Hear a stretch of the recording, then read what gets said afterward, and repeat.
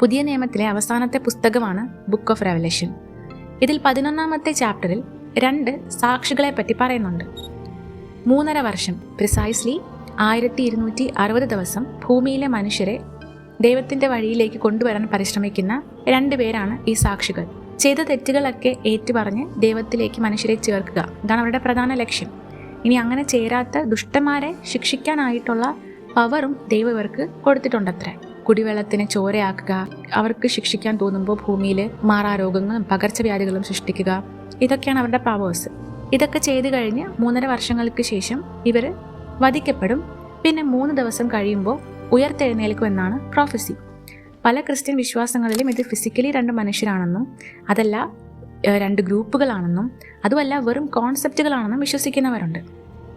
Boney and marshal എന്ത് കരുതിയെന്ന് വെച്ച് കഴിഞ്ഞാൽ ഇവരാണ് ആ 2 സാക്ഷികളെന്ന് ഇവർ സ്വയം അങ്ങ് വിശ്വസിച്ചു.